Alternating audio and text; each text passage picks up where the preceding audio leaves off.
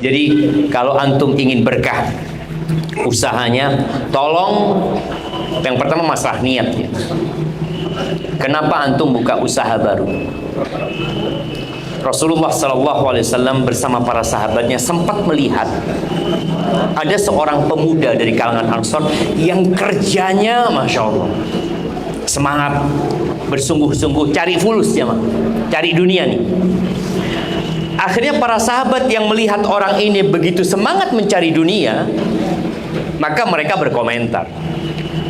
Mereka mengatakan laitahu fi sabilillah. Andai kata dia ini menghabiskan energi, waktu dan semangatnya untuk berjuang di jalan Allah, jihad. Sayang itu loh untuk cari fulus. Akhirnya Nabi SAW meluruskan pandangan yang tidak benar. Maka beliau mengatakan, laukana kharaja yas'a, kalau orang itu bekerja, keluar dari rumahnya bekerja, ala abawaini kabiraini syaikhaini kabirain fahuwa fi sabilillah. Kalau dia bekerja bersungguh-sungguh dalam rangka memberikan nafkah kepada kedua orang tuanya yang sudah sepuh, fahuwa fi sabilillah, maka dia di jalan Allah gitu. Jangan dianggap remeh orang cari dunia ini. Terus yang kedua, in kana kharaja yas'a ala auladihi sigharan, kalau dia bekerja dalam rangka memberikan nafkah kepada anak-anaknya yang masih kecil, bukan anaknya yang udah besar. Karena anak yang sudah besar kadang-kala dia sudah punya kewajiban mencari nafkah sendiri. Tapi ini orang tua anaknya masih kecil-kecil, dia bekerja dalam rangka memberikan nafkah kepada anak-anaknya yang masih kecil, fahuwa fi sabilillah, maka dia terhitung di jalan Allah, berkah tuh.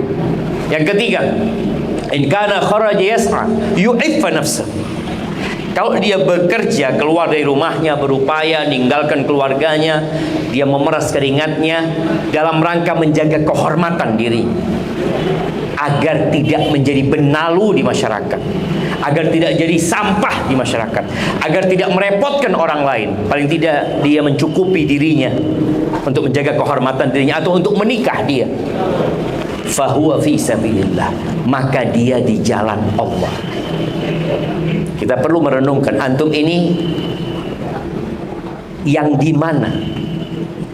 Apakah antum buka usaha, bekerja, merantau dalam rangka memberikan nafkah kepada orang tua, memberikan nafkah kepada anak-anaknya, memberikan nafkah kepada dirinya sendiri? Atau yang keempat? Yang keempat ini kata Nabi SAW, in kana kharaja yas'a, kalau dia bekerja dalam rangka riya'an wa mufakharatan, pamer tujuannya, berbangga-banggaan, dia bekerja hanya untuk ganti handphone, dia bekerja hanya untuk ganti mobil yang akan dia banggakan kepada sahib-sahibnya, fahuwa fi sabili syaitan, baru dia di jalannya setan. Kita itu punya kebutuhan dan punya kemauan. Kalau antum bekerja dalam rangka memenuhi kebutuhan, insya Allah fi sabilillah, insya Allah berkah. Insya Allah yang namanya pencurian, perampokan, antum pernah melihat perampok kaya istirahatnya bekerja ya? Penghasilan per kapita penduduk Indonesia ini berapa? Bandung nih, UMR berapa di sini? Berapa? 3,7. Anggap 5 juta. Anggap 5 juta. 5 juta kalau setahun 60 juta. Ini orang ngerampok dapat 600 juta. Cukup buat 10 tahun? Sepekan habis. Sepekan habis. Kalau dia merampok untuk kebutuhan, cukup dia 10 tahun nggak ngerampok lagi sudah. Alhamdulillah taubat ya Allah, sudah. Anak sudah bisa menghidupi anak-anak 10 tahun. Nggak ada perampok seperti itu. Maka perampok akan berpikir apa? Merampok lagi. Sepekan habis duit itu. Sebulan 600 juta habis. Dia ngerampok lagi. Setahun dia bisa habis miliaran. Tapi dia nggak bisa hidup nyaman. Maka tadi masalahnya di niat. Kenapa antum bekerja? Untuk apa nih teman-teman sama saya ini? Untuk apa buka toko baru? Kalau tujuannya hanya untuk memperkaya diri, berbangga-banggaan, jalannya setan. Rasul SAW mengatakan tentang dua manusia. Ketika perang Uhud, Anda sering sampaikan, ketika perang Uhud itu umat Islam menang apa kalah? Kalah. Padahal jumlah umat Islam 700, musuhnya 3000. Perang Badar 300 lawan 1000. Kalah apa menang? Menang. Apa penyebab kekalahan umat Islam ketika perang Uhud? Tidak taat ya kepada Rasul SAW. Itu 50 orang yang ditugaskan sebagai pemanah. Sebagian di antara mereka, kalau dari tentara semuanya itu sebagian kecil. Tapi kalau dari jumlah 50 orang, sebagian besar yang turun ya. Pertanyaannya, kenapa mereka kok menyelisihi perintah Nabi SAW? Kenapa? Udah dikasih tahu menang atau kalah, kalian tetap dibukitin. Apa penyebabnya? Yang tahu angkat tangan, kasih hadiah. Nafsu. Nafsu, dunia, semua kasih hadiah. Kasih. Nanti insya Allah semua berangkat umroh gratis. Iya, bayarnya pesawatnya bayar sini. Pas umrohnya antum gratis. Pernah ada orang umroh dimintain duit ya, Mak? Mau umroh bayar? Nggak ada. Yang dimintain duit naik pesawatnya untuk mintain duit. Tapi umrohnya gratis. Gratis, alhamdulillah. Jadi semua kita kasih umroh gratis. Iya, ternyata penyebabnya kata Allah Azza wa Jal, minkum man yuridud dunya wa minkum man yuridul akhirah. Ada sebagian kalian yang ambisinya dunia. Bayangkan di medan perang, bukan buka toko ya, Pak.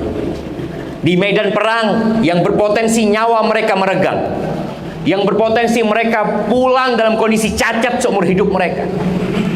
Itu Allah sebutkan minkum man yuridud dunya wa minkum man yuridul akhirah. Sebagian kalian ambisinya dunia. Dan itu penyebab kekalahan. Penyebab mereka menyelisihi perintah Nabi karena ambisi dunia. Nabi SAW mengatakan, ya'ti 'alan nasi zamanun, dalam hadis riwayat Bukhari, akan datang satu masa kepada manusia, la yubali mimma akhad. Orang udah nggak peduli dari mana dia dapat hasil. Amin halalin, amin haram. Dia nggak peduli halal haram. Hampir jarang jamaah orang bekerja tanya ke ustadz dulu, ustadz pekerjaan anak halal apa haram?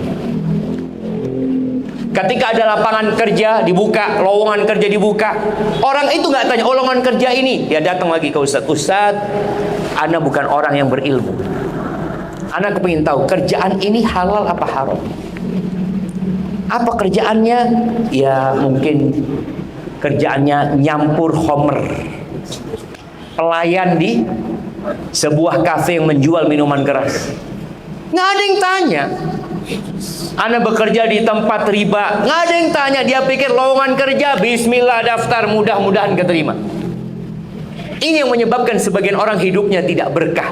Kalau sudah ambisinya dunia, antum akan lihat, nggak peduli halal haram dia. Sehingga 35 sahabat itu turun dari bukit itu, melihat harta rampasan perang. Yang terjadi, kalah mereka. Padahal di tengah-tengah mereka ada Rasulullah SAW. Bayangin, di tengah-tengah mereka ada Abu Bakar yang dijamin masuk surga. Di tengah-tengah mereka ada Umar bin Khattab yang setan kalau berpapasan lari, setan cari jalan lain. Tapi Allah kasihkan kekalahan. Ini menunjukkan bahwa kita harus bersama-sama menjaga syariat Allah. Jangan sampai gara-gara dunia berantakan hidup kita. Rasul sallallahu alaihi wasallam mengatakan, man kanatid dunya hammahu. Nih buat teman-teman khususnya yang buka usaha sama saya ini, barang siapa yang dunia ambisinya, apa yang akan terjadi? Ja'alallahu faqrahu baina ainai. Allah akan jadikan kefakiran di antara kedua matanya. Takut selalu ya. Nanti ada saingan baru. Aduh, gimana nanti ini? Habis pasarnya sama saya. Nah, bisa habis pasarnya. Saingan baru, aduh, bagaimana? Terus ada ketakutan. Orang yang ambisinya dunia akan ketakutan hidupnya. Tapi yang ambisinya akhirat, ja'alallahu ghinahu fi qalbi. Allah akan jadikan kekayaan di dalam jiwanya. Ada pesaing baru, ya rizki nggak ketukar kata dia. Dia mulai kaya. Nggak bakalan ana makan rizki mereka, mereka nggak bakalan makan rizki ana. Belum jamaah, belum habis waktu ana. Masya Allah. Nah,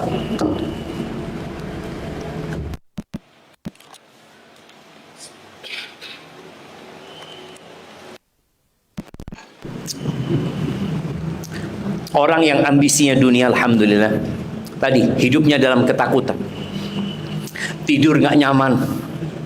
Kalau antum umpamanya buka nasi goreng, tahu-tahu di sebelah antum buka nasi goreng juga, Allahu Akbar. Ya Allah, gimana rizki ana? Ketika ambisinya akhirat nggak bakal ketukar. Maka subhanallah jamaah, kalau rizki antum dia akan datang ke tempat antum. Rizkinya tetangga, antum panggil-panggil dia, tetap ke tetangga.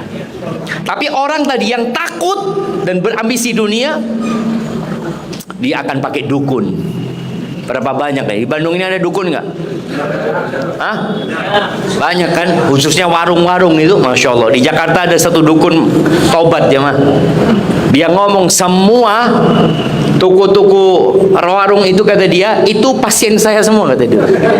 Jadi bayangin ya, yang ini datang ke tempat dia, yang momennya ada 5 toko, datang ke tempat dia semua. Jadi hari ini rame ya, nanti ini sepi, datang lagi kan. Akhirnya yang ini rame, yang sebelahnya sepi, ini datang lagi, semuanya datang. Subhanallah, itu kekhawatiran karena ambisinya dunia.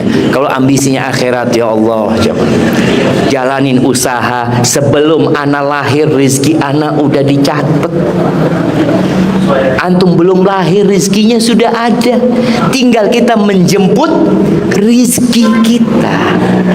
Kemudian yang kedua, yang ambisinya dunia, syattata alaihi syamlah, urusannya Allah cerai beraikan, ruwet urusannya. Dia buka usaha lagi di sana, usaha lagi di sana, karena pikiran dia, loh, anak kepingin rekening anak ini terus bertambah angkanya. Buat apa bertambah? Ustaz, anak kepingin bertambah, Ustaz, supaya bisa nyumbang pesantren. Allah, kemarin anak janji sama pesantren itu ingin nyumbang mereka, insya Allah kalau ada rezeki 1 M, Ustaz. Tapi kok angkanya belum nyampe-nyampe nih. Dia ambisinya akhirat. Kemudian dia lihat ada uang fulusnya, transfer. Tapi kok ambisinya dunia, angkanya nambah, hatinya berkurang. Ruwet, kumpul sama keluarga nggak bisa. Antum bisa melihat, dulu ana berpikir orang kaya itu orang yang paling banyak pahalanya, karena udah nggak mikirin dunia. Dia sudah punya keran di rumahnya, kalau dibuka keluarnya emas. Masya Allah, dia tutup, makanya dia nggak selalu buka keran tuh jemaah, karena takut banjir emas rumah dia. Ada orang yang sudah seperti itu jam. Anak pikir orang kalau seperti ini, oh, datang majelis ilmu di sop pertama dia, sebelum adzan dia sudah di masjid. Kenapa? Dia udah fulus cukup gitu jemaah. Tapi kenapa ya yang di sop pertama orang yang punya utang? Kadang-kadang kita lihat yang hidupnya susah. Makanya kadang-kadang kalau ngelihat ini sop pertama, coba antum tanya sop pertama ini, antum tinggal berapa bulan lagi pelunasan? Nggak semuanya, tapi kadang-kala orang kalau punya masalah malah mendekat ke masjid. Coba lihat yang sholat malam, selesai masalahnya, selesai sholat malamnya, alhamdulillah selesai, sudah selesai. Berarti kita ini kadang-kala butuh masalah supaya dekat sama Allah Azza wa Jalla. Maka tadi ketika orang itu ambisinya dunia, malah dia semakin jauh dari agama. Kenapa? Kalau dia dekat-dekat sama agama, ketemu yang namanya haram. Kalau dekat-dekat sama agama, aduh, Ustaz, lagi Ustaz ngomong haram nih. Iya betul kan haram? Ahsan anak nggak datang kajian. Kalau nggak datang kajian kan nggak tahu halal haram, selesai sudah. Insya Allah hari kiamat anak dimaafkan semua. Ambisinya dunia, maka urusannya Allah cerai beraikan. Yang ketiga, walam ya'tihi minad dunya illa ma qaddara lahu. Antum mau punya 1000 cabang, tetap hasilnya sama.